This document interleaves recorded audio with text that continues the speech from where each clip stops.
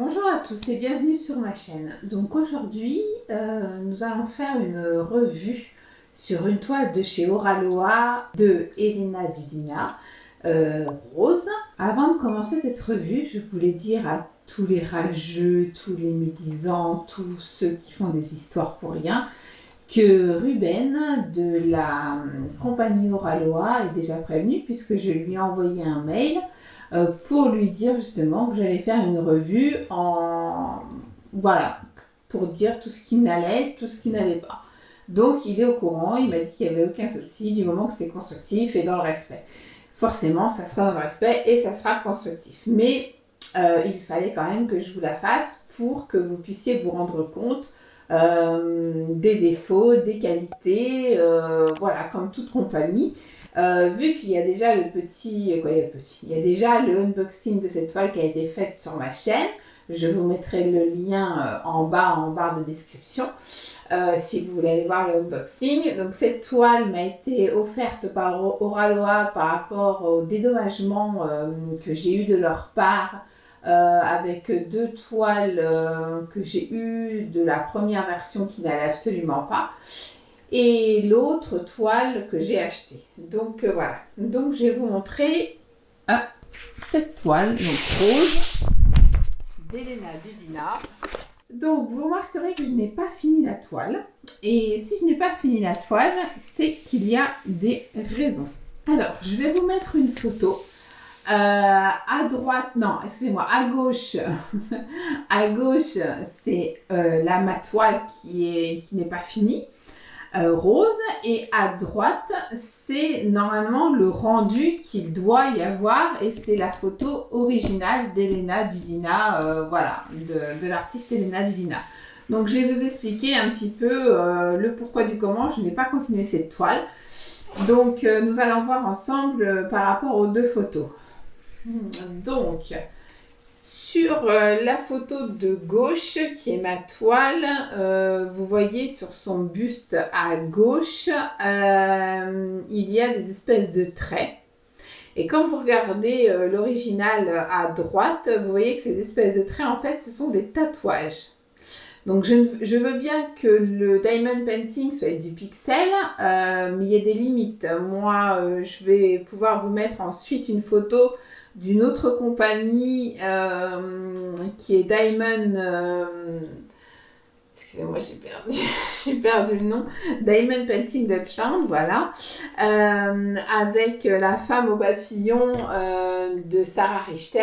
Je vais vous mettre mon DP plus la photo originale.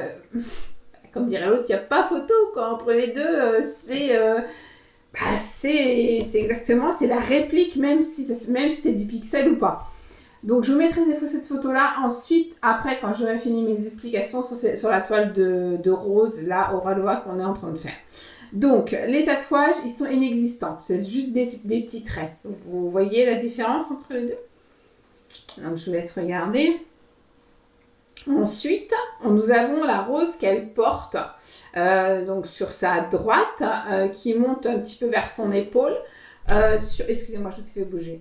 Sur ma toile, elle est complètement fondue dans son buste, alors que sur l'autre toile, sur l'autre image, on voit bien qu'elle est complètement différente. Je n'ai pas voulu continuer plus en bas parce que je vois que ça va être juste un amas de rouge et ça va pas former des roses comme ça doit le former sur la photo à côté. Ils ont mis des AB un petit peu partout, vous voyez, dans le visage, dans le torse. Ils ont voulu faire des dégradés au niveau du visage, de la peau, couleur peau. Hein. On sait que les couleurs peau au niveau des portraits, c'est les plus durs à obtenir. Mais là, les AB dans le visage, j'étais pas sûre dès le début. Hein, de toute façon, moi, dès que je vois des AB dans le visage, je tique un peu. Donc, bon, j'ai quand même essayé. Hein, voilà. Après, les roses dans ses cheveux sont belles. Le marbre qui est derrière, ça a été fait...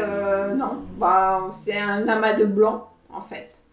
C'est un amas de blanc pour moi, avec quelques petites couleurs, voilà, c'est tout ce que ça rend. Après, on a aussi sa main est sur ma toile est complètement, c'est un amas, en fait, on voit pas trop que c'est sa main, ça fait gros, j'aime pas.